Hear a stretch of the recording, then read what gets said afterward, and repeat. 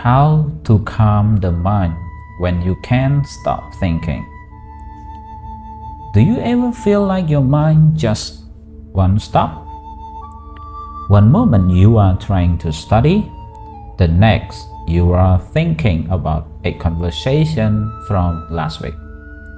Then worrying about the future, your credits, your friends, even what you will become. You are not alone. Even during the time of the Buddha, people struggled with restlessness and overthinking, even monks. There is one powerful story about this, the story of Venerable Socheat, a monk who wanted peace but didn't know how to calm his own mind. Venerable Socheat was a nobleman before he became a monk. He was raised in a wealthy home and he was known to be gentle and disciplined. After hearing the Dharma, Socheat chose to leave everything behind and become a monk, determined to reach enlightenment. But after some time, he grew frustrated. He was trying very hard, meditating for long hours, walking for miles in walking meditation, until the skin on his feet began to crack and bleed. Yet still his mind wouldn't settle. He felt no peace. He thought to himself, I gave up everything I practiced with all my strength and still am not getting anywhere. Maybe I should give up the monkhood and go back to lay life, do good deeds, be generous, and try again in my next life. Sensing his struggle, the Buddha came to Socheat and asked, Socheat, before you became a monk, you used to play the lute, didn't you? Yes, Lord, replied Socheat. And when the string of the lute were too tight, was it tuneful? No, Lord. And what the string were too loose, was it tuneful? Also not tuneful, Lord. But when the strings were neither too tight nor too loose, just right, how did it sound? Then, Lord, it produced a beautiful sound. The Buddha smiled and said, in the same way, Socheat, effort that is too intense leads to restlessness, and too little effort leads to laziness, but balanced effort leads to peace. The story has a deep lesson for all of us. Sometimes we try too hard. We pressure ourselves to be perfect, to succeed, to do more and more, but too much tension makes the mind more restless. Other times, we don't try at all. We let go completely, but without effort, nothing changes. The Buddha's way is the middle path, not too tight, not too loose. And when the mind is balanced, it becomes calm.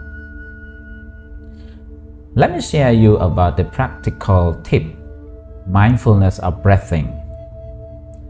The best place to begin calming your mind is with your breath. Let's try it together now.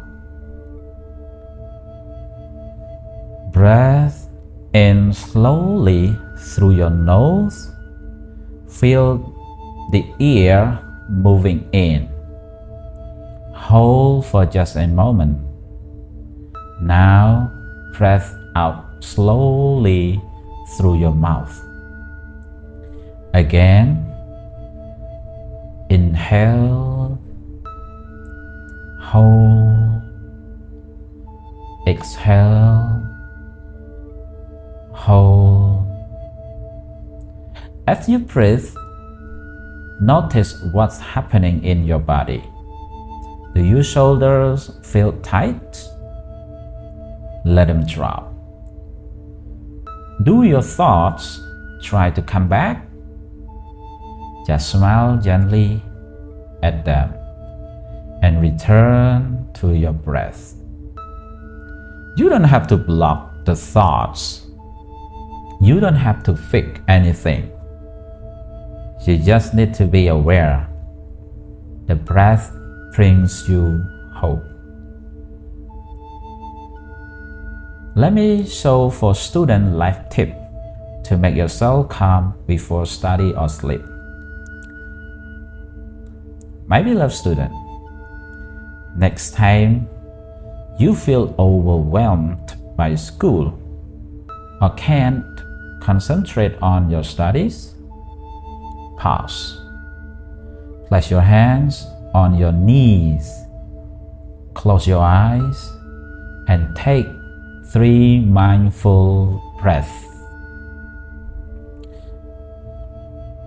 Please try this before bed. Try it before your exams. Try it when your mind is full.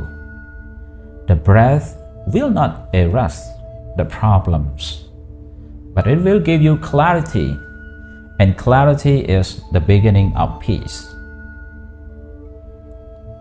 The Buddha taught right effort as one part of the Noble Eightfold Path. It means not pushing too hard and not being lazy. Just enough effort every day, steadily. Even just 5 minutes of mindful breathing each day can bring calm to your thoughts and confidence to your heart. Dear my listeners, you are not your overthinking. You are not your worry. You are the one who sees those thoughts and can choose peace. Start with one breath. Start with kindness to yourself and walk the middle way. One mindful step, one peaceful breath at a time. Now, sit still and repeat silently with your breath.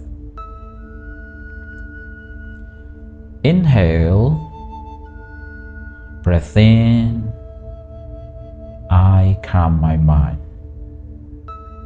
Exhale, breath out, I let go. Inhale, I return now. Exhale, this moment is enough. My dear beloved friend, when the strings are neither too tight nor too loose, the lute plays beautifully. Enjoy. Peace.